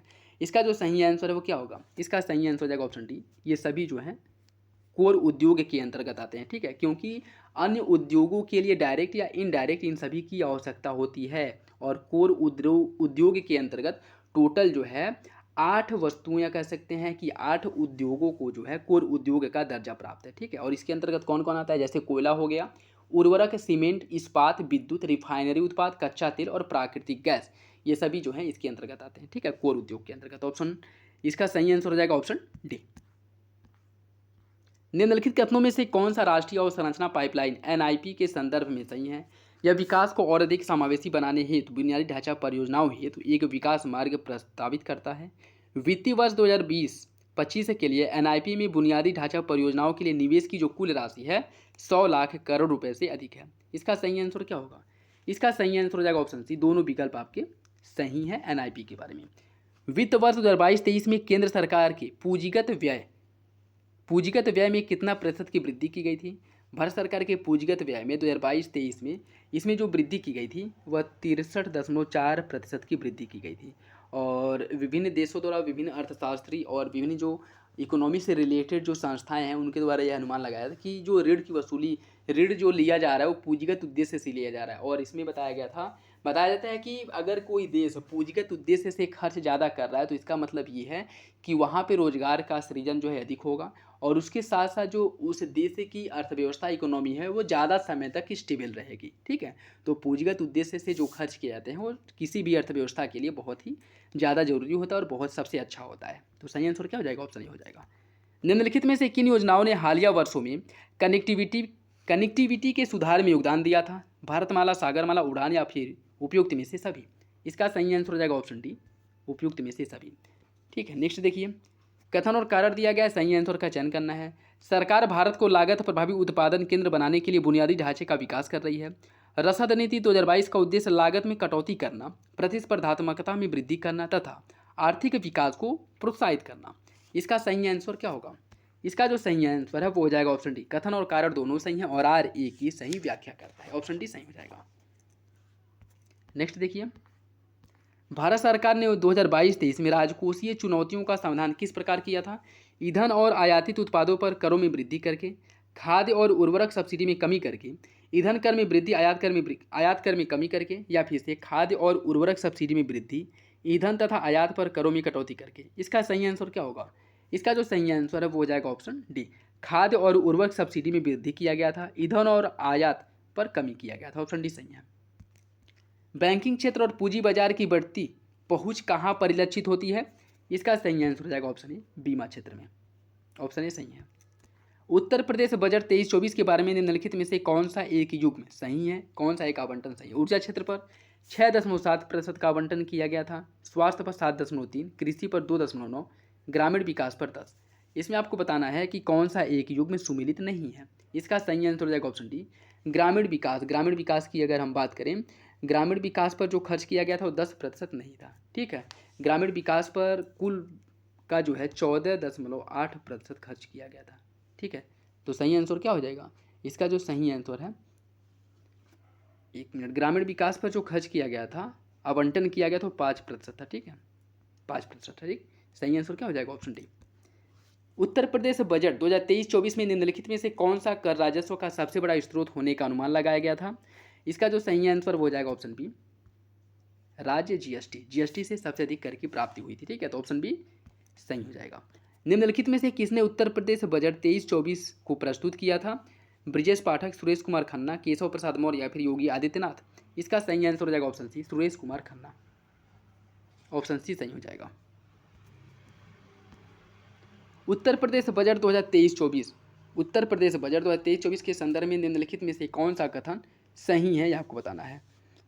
2023-24 में निजी ट्यूबवेल मालिकों की बिजली खपत पर सब्सिडी 50% से बढ़ा करके 100% कर दी गई है। विभिन्न सिंचाई परियोजनाओं के लिए 50,000 करोड़ से अधिक का आवंटन किया गया है। इसका आपको बताना है कि कौन सा विकल्प सही होगा। इसका सही आंसर हो जाएगा ऑप्शन ए, पहला सही है, दूसरा गलत है। ठीक है, दूसरा गलत क्यों है? बात करेंगे दूसरे की, तो बाढ़ नियंत्रण, सिंचाई, विभिन्न सिंचाई परियोजनाओं के लिए 10,952 करोड़ रुपए का आवंटन किया गया था। कितना? 10,952 करोड़ रुपए का आवंटन किया गया था। ठीक, तो सही आंसर हो जाएगा आपका ऑप्शन ए, पहला सही है, दूसरा गलत है। उत्तर प्रदेश बजट 2023-24 के अनुसार सकल राज्य घरेलू उत्पाद जीएसडीपी के संबंध में राज्य का राजकोषीय घाटा कितना था? इसका जो सही आंसर है वो हो जाएगा ऑप्शन ए। इन सब देखिए, इकोनॉमी से रिलेटेड जो है और आर्थिक सर्वेक्षण हो गया, बजट हो गया, इससे रिलेटेड आर में क्वेश्चन जो है पूछे गए थे। ठीक है, आप लोग उस जो है आप लोग ध्यान दीजिएगा, एक बार क्वेश्चन पेपर देखिएगा, आप लोगों को पता चलेगा। ठीक है, तो सही आंसर क्या हो जाएगा? ऑप्शन ए। राष्ट्रीय बागवानी बोर्ड NHB का मुख्यालय कहाँ है? इसका जो सही आंसर हो जाएगा ऑप्शन ए, गुरुग्राम।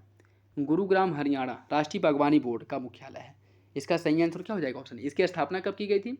इसकी जो स्थापना है 1984 में इसकी स्थापना की गई थी। ऑप्शन ए सही है। निम्नलिखित में से किस नीति को भारत का आर्थिक संविधान भी कहा जाता है? इसका सही आंसर हो जाएगा ऑप्शन बी, औद्योगिक नीति 1956 को भारत का आर्थिक संविधान कहा जाता है। ऑप्शन बी सही हो जाएगा। निम्नलिखित में से कौन सा कारक गुजरात के औद्योगिक क्षेत्र के रूप में विकास के लिए जिम्मेदार नहीं है? वर्ष 1860 के दशक से सूती कपड़ा उद्योग की स्थानिकता, कांडला में तेल क्षेत्रों की खोज और बंदरगाह का विकास, पैकारा जल विद्युत संयंत्र में बिजली की आपूर्ति, कोयली में पेट्रोलियम रिफाइनरी ने कई पेट्रोकेमिकल उद्योगों के लिए कच्चा माल उपलब्ध कराया। इसमें आपको बताना है कौन सा विकल्प एक गलत है। इसका जो सही आंसर वो हो जाएगा ऑप्शन सी, पैकारा जल विद्युत संयंत्र से बिजली की आपूर्ति, यह नहीं है। अन्य तीनों विकल्प आपके सही है। गुजरात औद्योगिक क्षेत्र के विकास के लिए जो जिम्मेदार है उसमें आपका 1860 में जो सूती कपड़ा उद्योग की स्थापना और उसकी स्थानिकता जो थी ये भी है। कांडला में जो तेल क्षेत्र और खोज बंदरगाह की स्थापना की गई थी ये भी इसके अंतर्गत आ जाएगा, जिसने गुजरात के विकास को, औद्योगिक विकास को मुख्य रूप से योगदान दिया। कोयला में जो पेट्रोलियम रिफाइनरी और कच्चे पेट्रोकेमिकल उद्योग के लिए जो कच्चा माल उपलब्ध कराया गया था यह भी जो है गुजरात के औद्योगिक क्षेत्र के विकास के लिए जो मुख्य रूप से योगदान दिया था। तो इस सी जो है नहीं है। तो सही आंसर क्या हो जाएगा? Option C. नई औद्योगिक नीति 1991 के संदर्भ में निम्नलिखित में से कौन सा कथन सही है? इसने स्वचालित मार्ग के तहत प्रौद्योगिकी हस्तांतरण समझौते की अनुमति दी थी। इसने एकाधिकार और प्रतिबंधात्मक व्यापार व्यवहार अधिनियम का पुनर्गठन किया था। इसका सही आंसर क्या होगा? इसका सही आंसर हो जाएगा ऑप्शन ए। दोनों विकल्प आपके सही हैं। चीनी उद्योग के उत्तर भारत से प्रायद्वीपीय भारत में स्थानांतरित होने का निम्नलिखित में से कौन सा कारण नहीं है?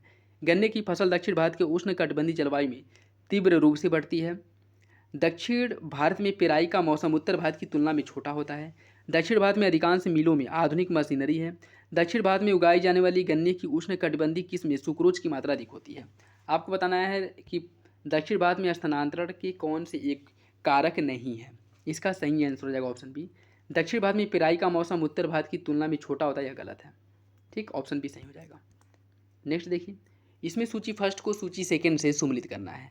गोल्डन फाइबर क्रांति, गोल्डन फाइबर क्रांति देखिए इससे जो रिलेटेड है एक क्वेश्चन आप लोगों को कमेंट बॉक्स कह रहे हैं आर में इससे रिलेटेड एक क्वेश्चन पूछा था। ठीक है, गोल्डन फाइबर क्रांति के अंतर्गत कौन आता? उसमें जूट क्रांति करके पूछा था कि जूट के उत्पादन में भारत पहले नंबर पे है, और फिर से दूसरा यह था कि जो जूट उत्पादन है किस क्रांति के अंतर्गत आता है, ऐसा करके कुछ क्वेश्चन था। ठीक है, तो गोल्डन फाइबर क्रांति के अंतर्गत आता है जूट का उत्पादन।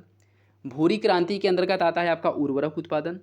गोल क्रांति के अंतर्गत आ जाएगा आलू का उत्पादन, और रजत क्रांति अंडा उत्पादन।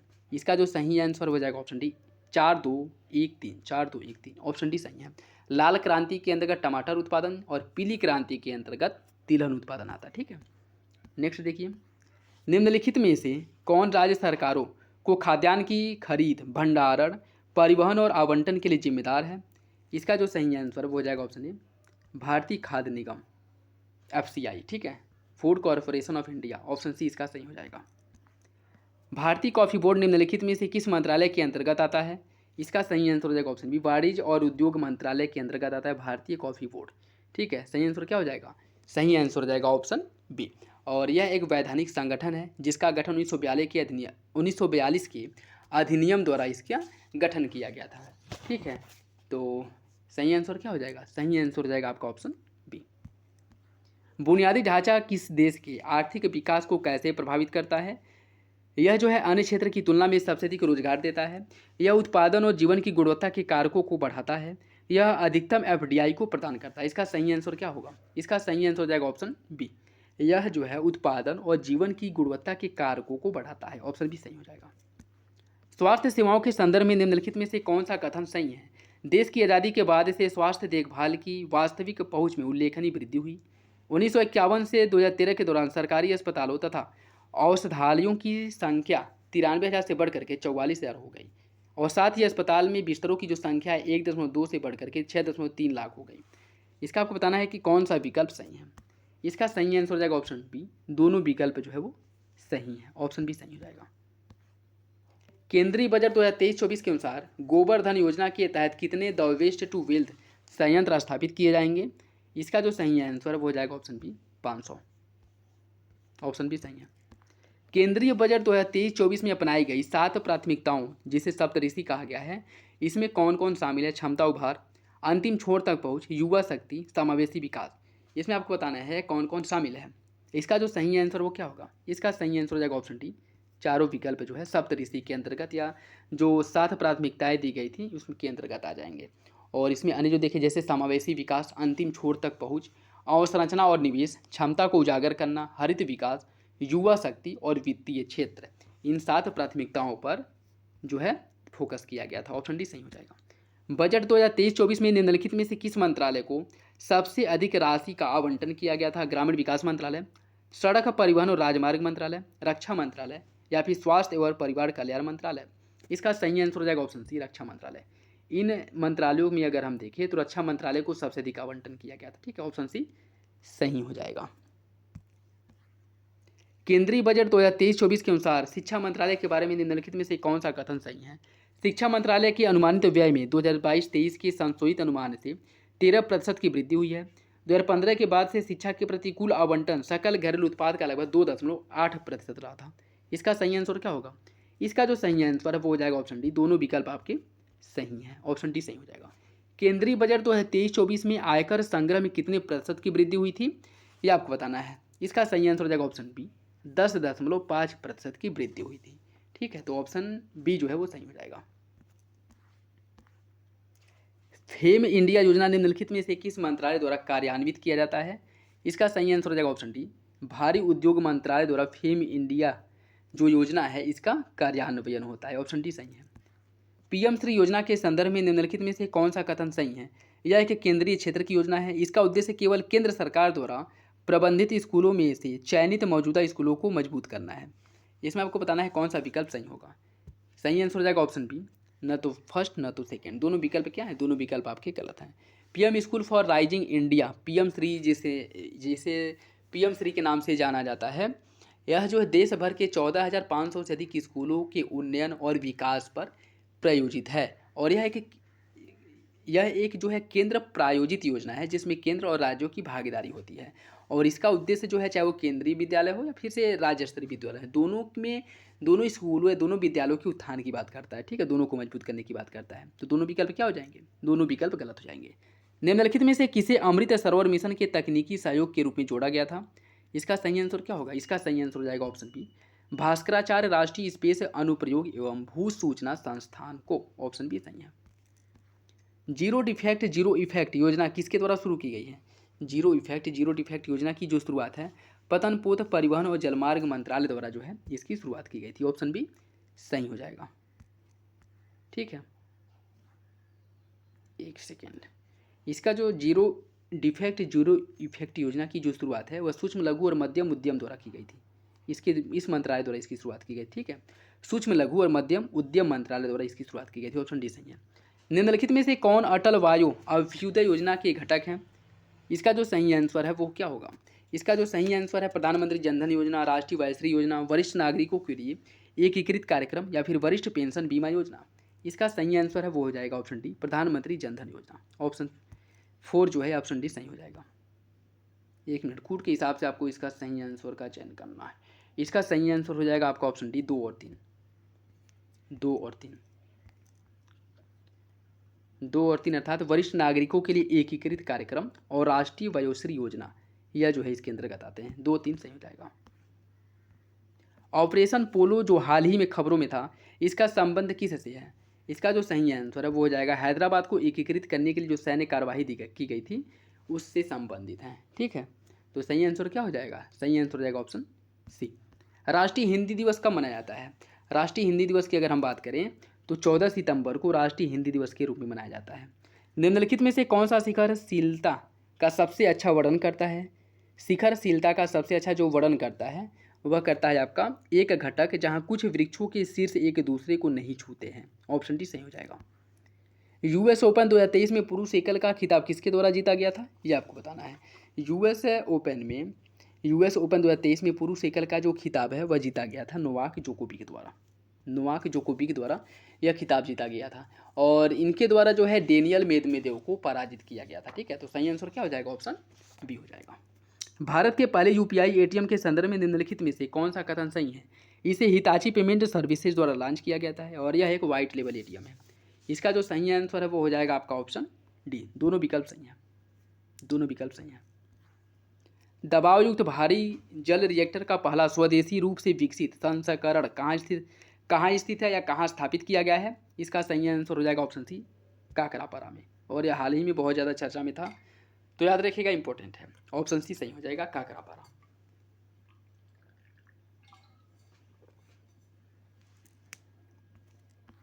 नेक्स्ट देखिए, सितंबर 2023 में गुजरात घोषणा पत्र किसके लिए जारी किया गया था?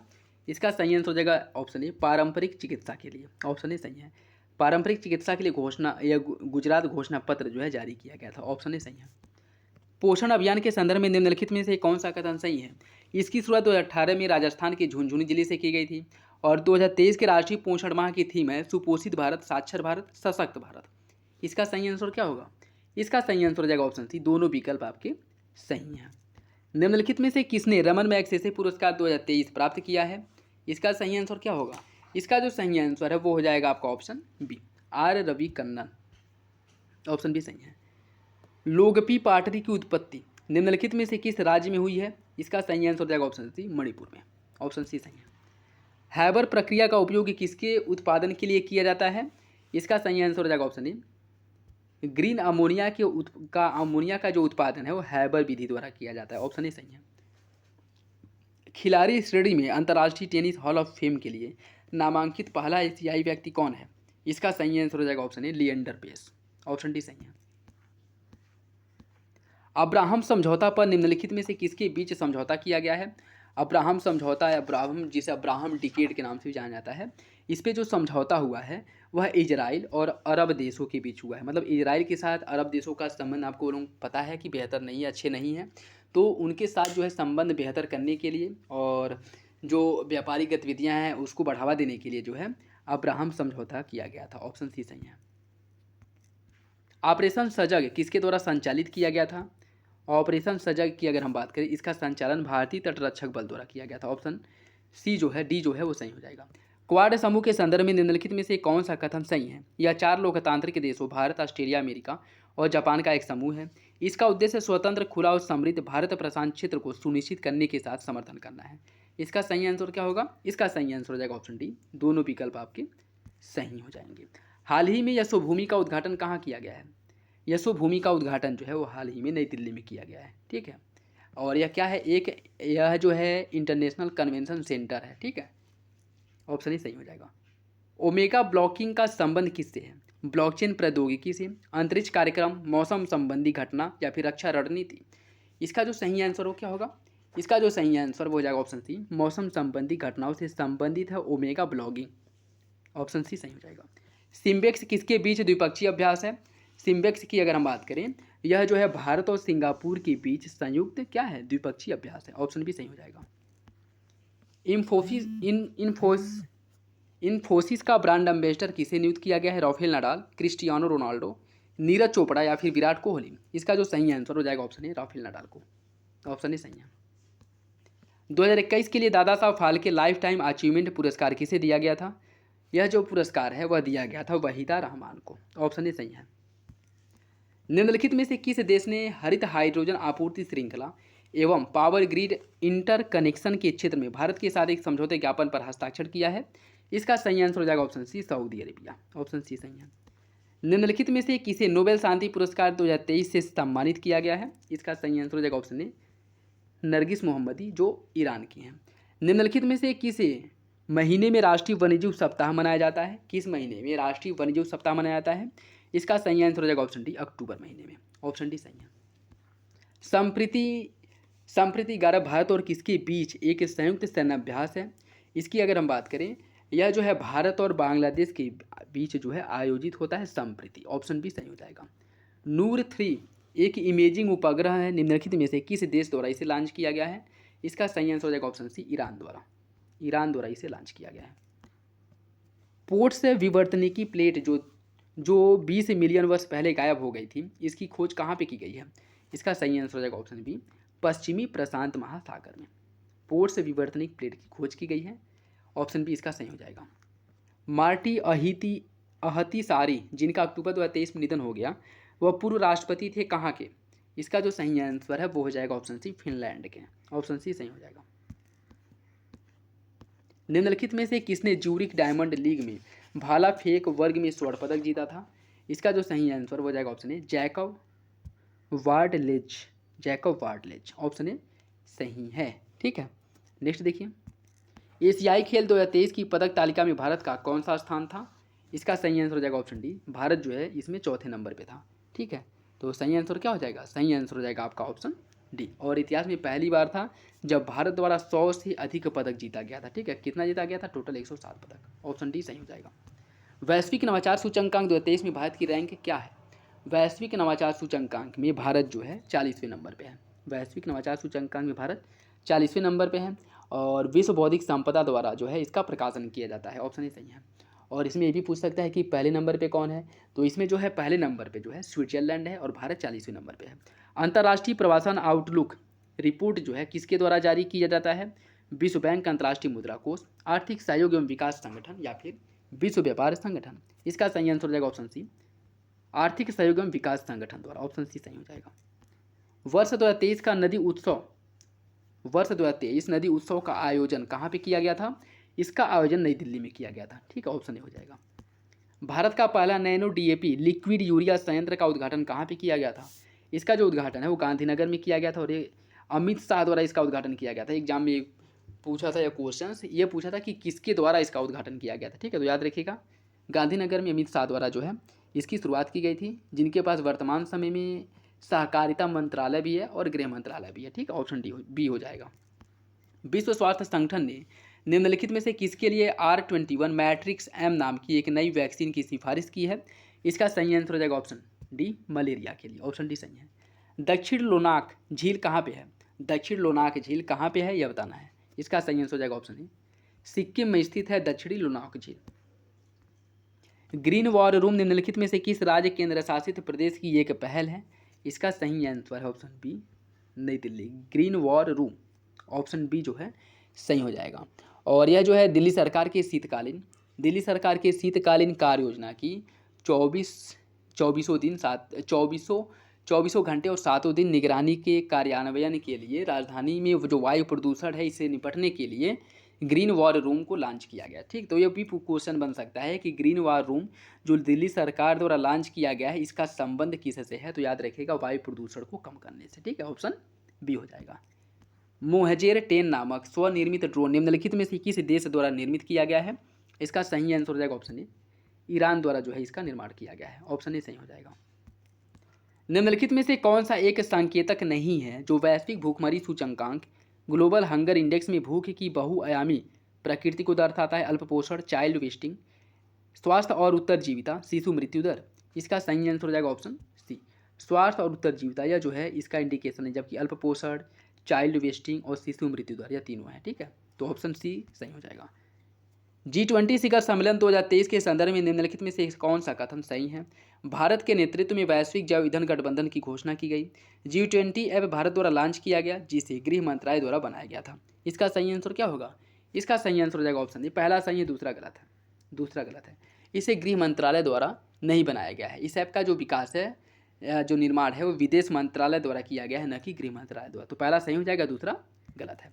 नेक्स्ट देखिए, और आज का लास्ट क्वेश्चन, बंगाल की खाड़ी में उष्णकटिबंधीय चक्रवात हामून का नाम निम्नलिखित में से किस देश द्वारा रखा गया था? इसका सही आंसर हो जाएगा ऑप्शन बी, ईरान द्वारा। तो ये था आज का लास्ट क्वेश्चन, और 150 क्वेश्चन इस वीडियो में हम लोग डिस्कस किए हैं। कमेंट बॉक्स में आप लोग बताइएगा कि यह वीडियो आप लोगों को कैसा लगा और कितने क्वेश्चंस आप लोगों के सही हुए हैं। और इसका PDF भी आप लोगों को टेलीग्राम चैनल पे प्रोवाइड करा दिया जाएगा। तो यदि आप लोग चैनल पे नए हैं तो सब्सक्राइब कर लें और बेल आइकन को प्रेस कर लें।